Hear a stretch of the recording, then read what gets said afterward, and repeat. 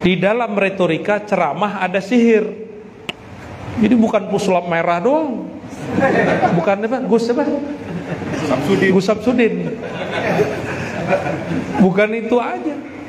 Nah, ini fenomena Gus Samsudin ini juga PR buat Kiai NU karena pegangannya Syamsul Ma'arif Kubro. Manbaul Hikmah, Khazinatul Asror. Ini kitab kalau dipegang sama ahlinya aman. Tapi yang megang dia jadi kacau. Apa kata dia? Ente kalau nggak tahu bilang aja. Loh, kok ngegas nih orang? Pas berdiri, lah sarungnya kurang panjang ya. Di kita kan rambut panjang preman. Apalagi guru kami dulu ya, yang namanya sama dengan Kiai Ali Mustafa Yaqub. Kalau ada yang manjangin rambut, besok ukhruj minal ma'had ya.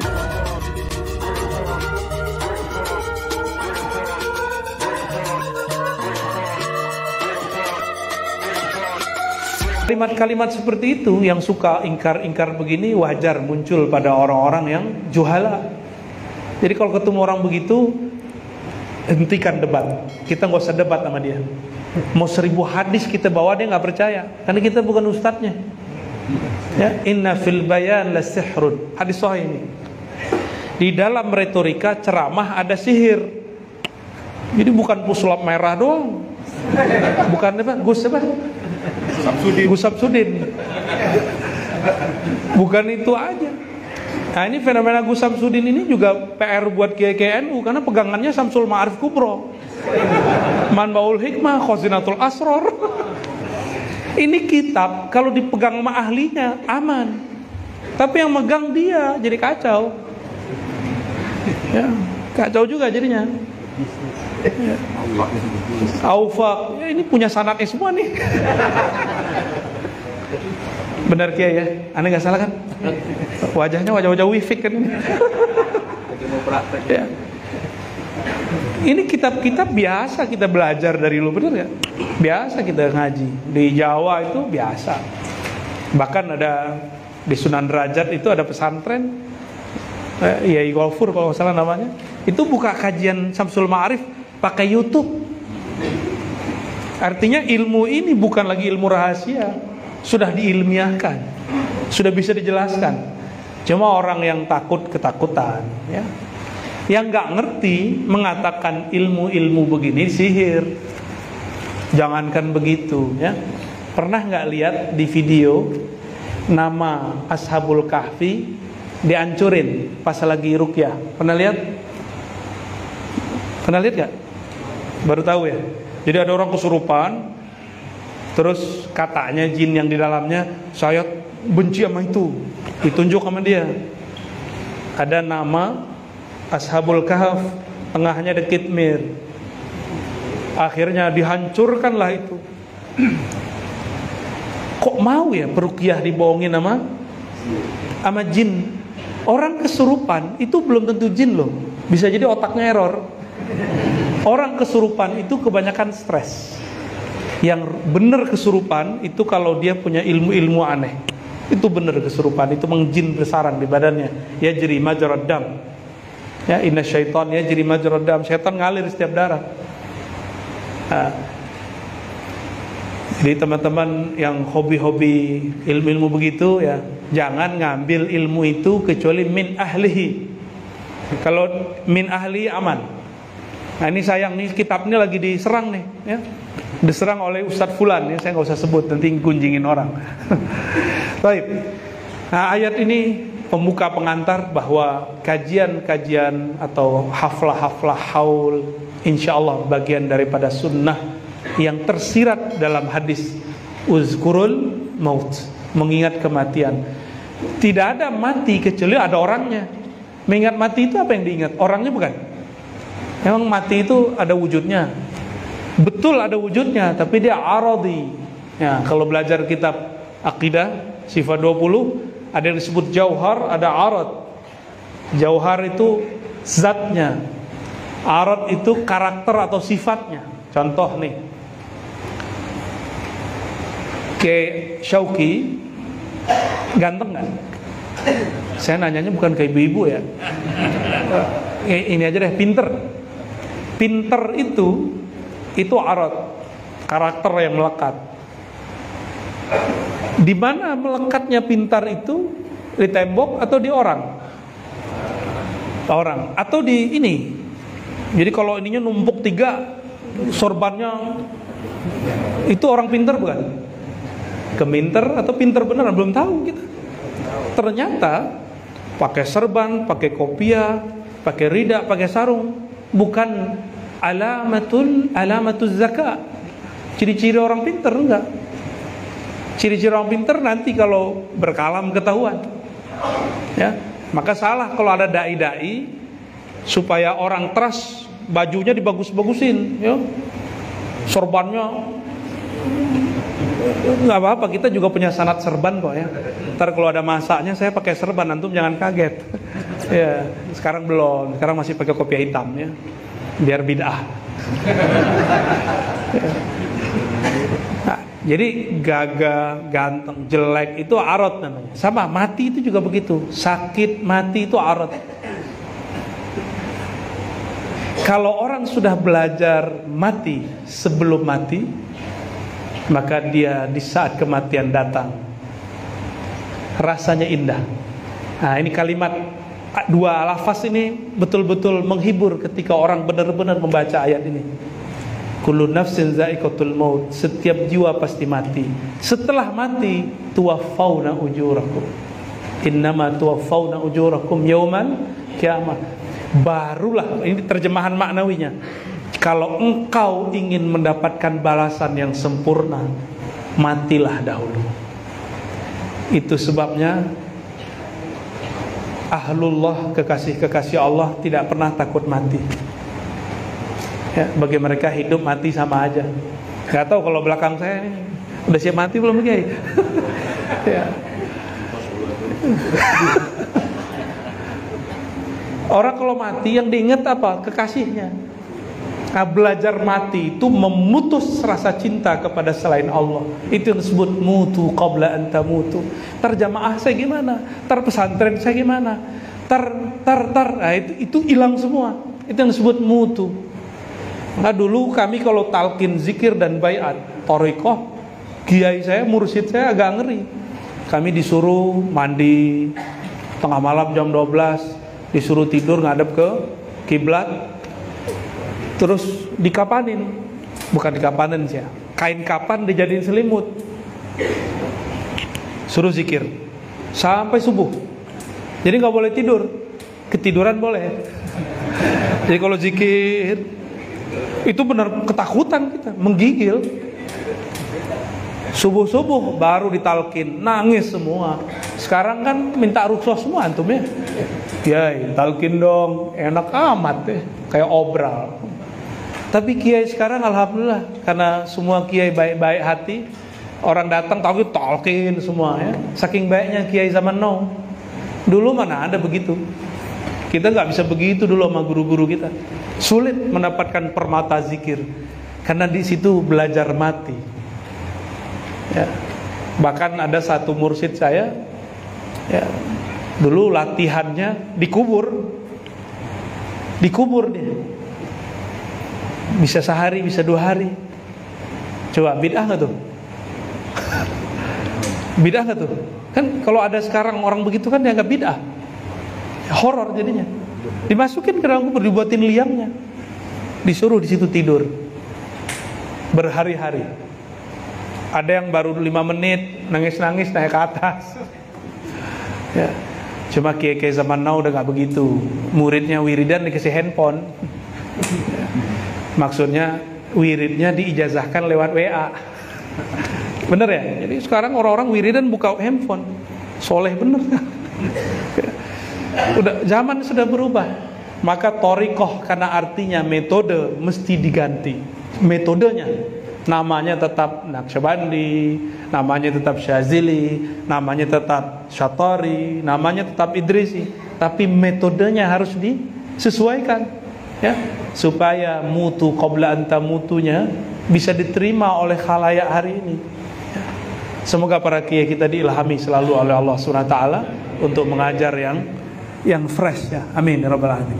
Tabarukan dengan kitab yang dibaca oleh almarhum Syekh Kiai Haji Muhammad Sahih Ansari, namanya udah Sahih ya.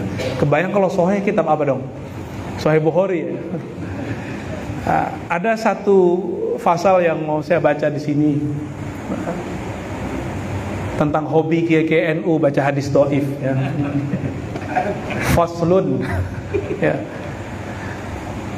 Bisanadina al-muttasil al-imam al-hafiz al-faqih al-mujtahid an-Nawawi qaddasallahu sirruhu qala fasl i'lam annahu yanbaghi liman balaghahu shay'un fi fada'il al-a'mal ay ya'mala bihi walau marratan wahidah liyakuna min ahli. Nah, hobinya Pak Kiai ini benar ya Pak Kiai ya? Ketahuilah sepantasnya seyogyanya bagi siapa saja yang sampai kepadanya satu hadis meskipun dhaif dalam bab fadilah amal, agar ia beramal meskipun sekali, liyakuna min ahli, supaya dia tetap disebut ahlul hadis, ahlus sunnah, ahlu ummati Muhammad sallallahu alaihi wasallam ya. Maka jangan heran ulama-ulama kita ahlu sunnah tidak masalah baca hadis-hadis dhaif. Yang penting hadisnya dijelaskan ya, hadisnya dijelaskan. Nah, ini zaman, mohon maaf para kiai tidak bermaksud menggurui anak-anak muda sekarang yang baru-baru hijrah. Pertanyaannya gimana nanya? Dalilnya mana? Gitu Kiai. Hadisnya sahih nggak? Disahihkan Albani nggak? Ya. Gimana? Ya, pasti gregetan nih Kiai-kiai ini. Itu tidak dapat dijawab. Mang ente udah hafal Alfiyah, nggak bisa begitu. Mang ente udah ngaji Jurumiyah, nggak bisa begitu. Aneh udah 30 tahun di pesantren, nggak bisa digituin. Mesti disebutkan betul ini hadis Sahih Bukhari dalam kitab ini. Bahkan sekarang lebih keren lagi, minta nomor dia. Biasanya kalau kita orang minta nomor ingatnya apa? Ya, togel. Sekarang canggih, nomor masuk ke kitab hadis. Padahal dulu kalau kita ngaji nggak ada tuh nomor. Bahkan dulu halaman nggak ada. Al-Quran kitab itu untuk nyambung dengan halaman berikut, di pojok bagian bawah disebutkan satu kata di halaman ujungnya yang ada di halaman berikutnya. Gak ada halaman numerik itu semua muncul dari penerbit zaman now. Maka beda penerbit, beda nomor, beda. Dulu saya ngaji di Menteng, ada satu masjid udah jadi hotel sekarang tuh, nggak tahu tuh statusnya. Kita nyebutin Sahih Bukhari, kitab saya emang gak ada nomornya. Kitab Darul Fikir yang kuning zaman-zaman dulu, ya kayak gini warnanya, ya, kitab kuning.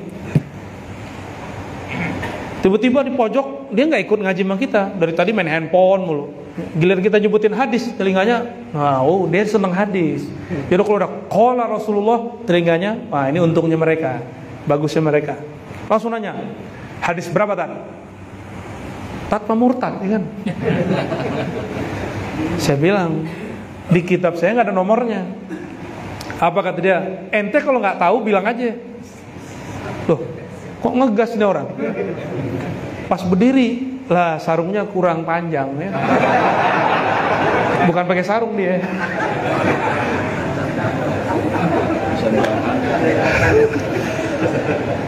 Akhirnya kita maklum, kurang bahan, atas bawah kurang.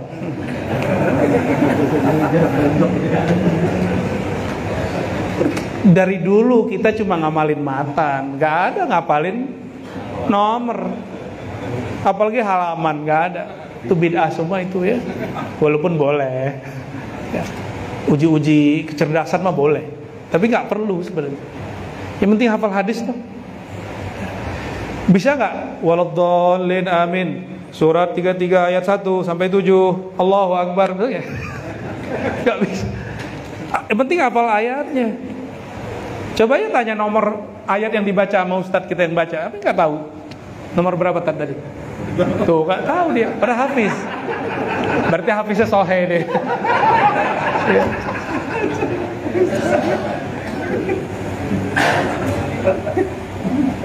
Nah, jadi walaupun hadisnya dhaif, walaupun marrah fil hayah na'mal bih, walaupun sekali seumur hidup kita amalin.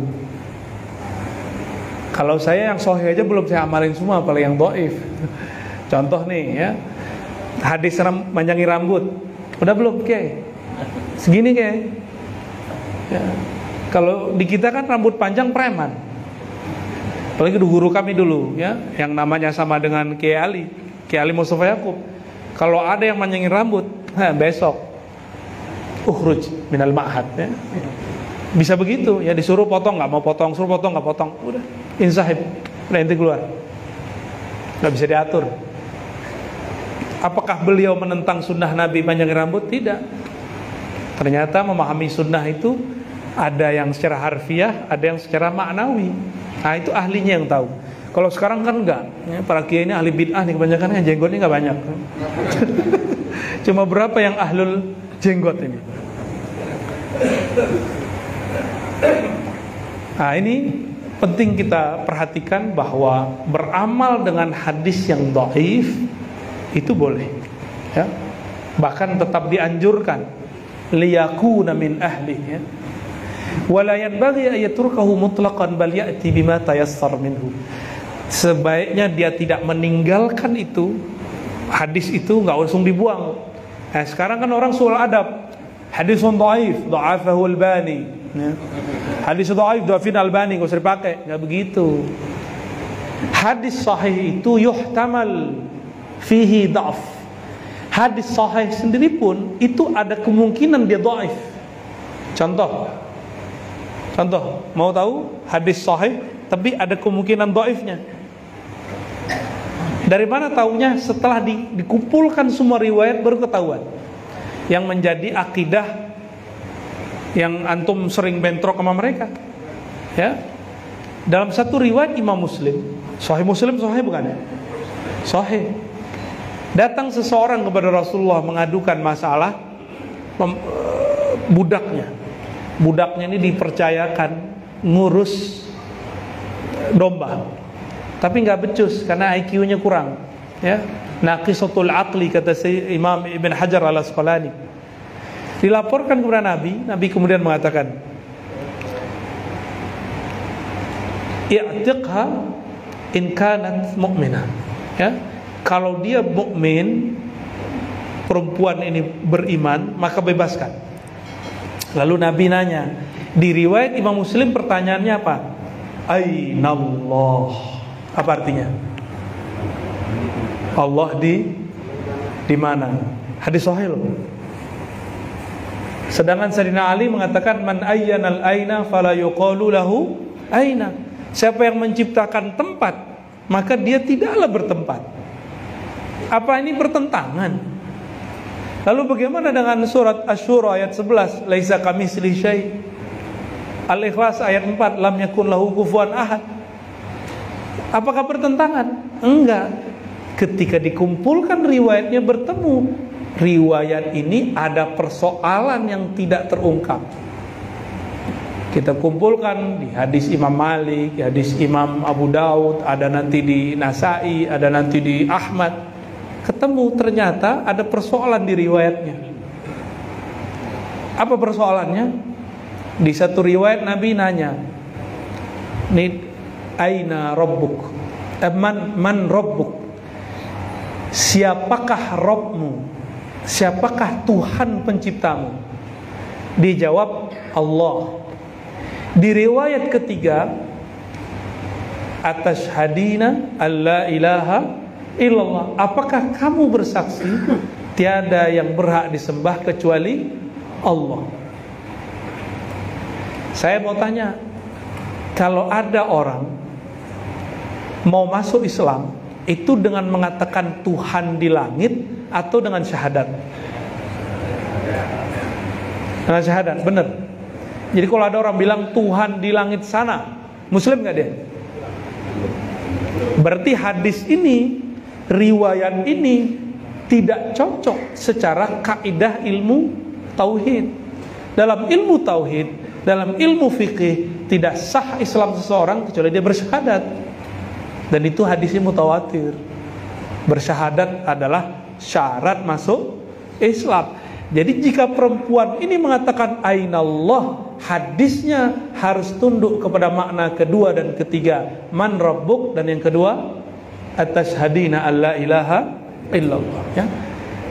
Maka hadis Ainallah, di mana Allah ini, oleh Imam Nawawi dimaknai lain. Kata aina tidak berarti tempat secara materi, dapat juga berarti maknawi. Nah, saya menghindari itu. Penakwilan itu agak berbahaya. Kita pakai saja hadis kedua dan ketiga, ya. Ini sebagai contoh. Hadis riwayatnya sahih, tapi konten isinya bermasalah. Sahih riwayatnya, matannya bermasalah. Nah, ini contohnya, ya. Ada hadis dhaif. Kalau dhaif, kira-kira diamalin sahabat gak? Seharusnya kan enggak. Seharusnya enggak. Diamalin tabi'in gak? Enggak, kalau emang dhaif.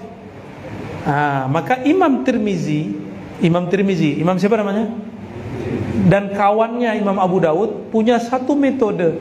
Jika ada satu hadis, menurut kita ahli hadis, kata mereka, ini dhaif, tapi diamalkan oleh generasi awal, generasi kedua dan ketiga, yang disebut oleh suatu kelompok sebelah, apa namanya?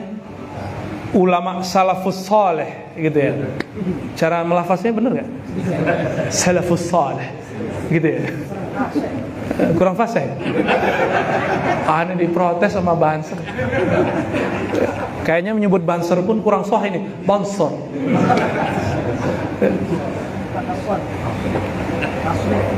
Salaf mengamalkan. Yang disebut salaf itu secara mustalah, itu generasi awal, pertama, kedua, ketiga, sampai abad ketiga Hijriah. Imam Abu Daud, Imam Tirmizi mendapati ulama sebelum mereka dan generasi sebelum mereka, kalau ada orang meninggal, baca Yasin. Tapi hadis Yasin itu dhaif. Imam Abu Daud meriwayatkan Iqra'u Yasin ala mautakum, bacakan surat Yasin terhadap orang yang mauta. Yang mauta, yang sakaratkah, sakitkah, atau sudah mati. Baik mati kemarin atau mati 1000 tahun lalu, boleh dibaca Yasin, kan mauta. Hadis ini dhaif, tapi Imam Abu Daud tidak mendoifkannya. Pinteran kita apa Abu Daud?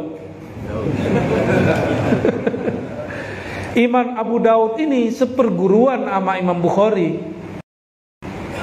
Beliau berdua ini ngaji kepada Imam Ahmad bin Hanbal. Ahmad bin Hanbal berguru ke Imam Syafi'i. Kata Abu Daud, jadi Abu Daud ini nulis kitab ke Mekah. Sampai di Mekah, orang Mekah nanya, emang dari dulu orang Mekah gak banyak nulis kitab, kecuali pendahulunya, ya? Al-Humaydi. Kata orang Mekah, Abu Daud, kirim surat. Hai Abu Daud, apakah di dalam kitabmu ini semuanya sahih? Dia kirim surat balasan. Wa ma sakattu anhu fahuwa salihun. Hadis yang tidak aku komentari, maka hadisnya saleh, bukan salafus saleh. Jadi hadis itu enggak hanya hadis sahih, ada hadisun salihun. Ini mustalah ulama salafus saleh. Sekarang kan enggak ada orang pakai begitu. Yang ada apa? Santri NU soleh gitu ya. Atau namanya solikun, ya, soleh-solikun ya. Tapi soleh artinya relevan untuk diamalkan, itu arti soleh. Ini Imam Abu Daud loh yang ngomong. Imam Abu Daud ulama salafus soleh, lebih pinter dari imam-imam yang sekarang, ya. Apakah Albani, apakah Bin Bas, nggak ada apa-apa, ya. Abu Daud langsung ketemu pendiri mazhab. Kata beliau, yang tidak aku komentari riwayatnya, maka boleh diamalkan, bagus diamalkan. Kami ceklah ini hadis. Iqra'u Yasin ala mautakum, bacakan Yasin untuk orang mati. Ternyata Abu Daud tidak mendhaifkannya. Maka hadis ini wajar dipakai oleh ulama ahlus sunnah aswaja, terutama nahdiyin. An-nahdiyin kan aswaja sekarang banyak, ya. Ahlus sunnah wal jamaah an-nahdiyah, ada al-wahabiyah. Banyak yang nggak ridho, ya. Aduh, kayaknya ahli bid'ah banyak di belakang. Ini kalau di Quran itu kan yuwaswisu fi sudurin nas. Baik, ini contoh. Ini hadis dhaif, tapi diamalkan ulama salaf. Imam Tirmizi, Imam Abu Daud, jika ada ulama salaf mengamalkannya, mereka sebut sahih. Sahih, ya. Mungkin kita dari dulu nanya, kenapa ya majelis-majelis ulama aswaja ini dimulai dari sholawat, ngaji? Kok ada baca-baca ngajinya, baca Qur'annya, ada sholawatnya? Emang di masa Rasulullah ada begitu, gitu ya? Nah, kita lupa di masa Rasulullah, di Sahih Bukhari, di Muslim banyak riwayat ini berkumpul, kemudian di riwayat Imam Ahmad ada satu riwayat mengenai yang kita kerjakan hari ini. Tadi pada maghrib salawat, ya, istighosah ada, khatmul Quran. Nah, amal-amal begini itu ternyata disebut di hadis. Ketika malaikat yang disebut sayyarah atau tawafin, mereka berkeliling ke alam semesta, yang mereka cari cuma siapa yang mereka cari? Di hadis Imam Ahmad disebutkan detail, orang yang memuji ala Allah, ya, simbol-simbol Allah. Yang kedua, yatluna kitabak, membaca ayat-ayatmu ya Allah. Yang keempat, yazkuruna, mereka menyebut-nyebut namamu ya Allah. Yang keempat, berapa tuh tadi? 4 ya, salah angka ya, kesemangatan. Yang keempat, yusalluna ala nabiyyik, mereka bersolawat kepada nabimu. Tuh, satu paket. Dan yang mengamalkan itu hari ini cuma ahlus sunnah wal jamaah yang ada di negeri kita. Yang lain-lain udah banyak ditutup majelisnya. Di Mesir udah banyak ditutup, ya. Ya, di Mesir bukan bid'ah, emang ya negaranya begitu ya. Udah semenjak pandemi inilah. Kiai-kiai pandemi tetap buka, karena itu perjuangan. Ya. Benar Kiai, selama pandemi kita masih majelis, nggak ada masalah, nggak ditangkap, ya, nggak ditangkap kan? Karena pakai masker kan? Masker pas masuk, duduk enggak. Malah kiai-kiai kita dijaga sama aparat. Di sana enggak. Antum coba buat majelis. Saya waktu ke Uzbek ziarah ke Imam Maturidi. Jadi kita kan akidahnya Asy'ariyah Maturidiyah, Ahlussunnah wal Jamaah. Alhamdulillah saya baca Yasin di sana, dan itu baca Yasin paling nikmat yang saya baca seumur hidup. Sampai hari ini belum pernah baca surat Yasin senikmat baca surat Yasin di makbarahnya Imam Abu Mansur Maturidi di Samarkand. Ya. Gaetnya kita udah nyampe malam. Kata orang kampung, exit. Bisa bahasa Inggris juga orang sini. Kita ngomong bahasa Inggris nggak bisa dia. Bahasanya bahasa Tajikistan. Saya bilang, udah tenang. Walinya udah nunggu, saya bilang gitu udah. Kita juga bingung walinya siapa. Kita patihain aja, patihain terus. Bener, saya sampai di gerbang sudah ada yang nunggu, udah dikunci, udah digembok. Udah tengah malam kita datang. Kata dia, saya kan pakai kopiah hitam. Antara Rais As-Safar, padahal bukan. Saya bilang naam. Padahal Raisnya di belakang. Yang penting bisa masuk. Ya. Masuklah kita. Ketika masuk, bahasa Arabnya cakep sekali ini orang. Saya tanya, ente punya majelis nggak? Jamaahnya banyak nggak? Dia bengong sama kita. Ente apa-apaan sih? Kami di sini ngumpul 5 orang, tangkap. Ngajar harus izin dari pemerintah. Nggak dapat izin pemerintah, bubarin. Begitu. Coba kiai-kiai ini mana mau di sertifikasi ustadz, nggak mau. Kecuali ada warna apa? Ya ada angka-angkanya, pasti mau. Nggak bakal mau. Kiai-kiai itu akan terhambat ketika mereka dikasih sijil-sijil. Ya. Tuh kan, baru ada yang ngomong mau atas ada rekeningnya. Nah, ini negeri alhamdulillah kita bersyukur sekali ya. Alhamdulillah. Nah, ulama salafus saleh amalannya dulu seperti yang kita amalkan hari ini, baca Quran, sholawat berjamaah, zikrullah berjamaah, ya, muji-muji Allah, kajian-kajian, membaca ayat suci. Nah, ini yang kita lakukan, ya. Dan ini berkah dari Allah Subhanahu wa taala. Barangkali inilah asbab kenapa negeri kita, ya, Covid begini, Indonesia termasuk negeri paling santuy ya. Inflasi nggak begitu, tahu inflasi nggak? Kalau orang Sunda kan inflasi. Resesi nggak begitu, santai aja. Covid nggak Covid, solar udah naik, mobilnya ganti aja. Mengajib, negeri ini ajib. Allah berkahi, alhamdulillah rabbil alamin. Dan saya yakin ini berkah. Dulu ulama kita baca Yasin, baca Quran, baca sholawat di negeri ini. Tanah ini diberkahi, ya. Baik. Like, subscribe ya. Dadah. Di tombol merah ini. Dadah. Like, subscribe, and komennya. Mudah-mudahan kalian semua bisa menikmati video ini. Terima kasih.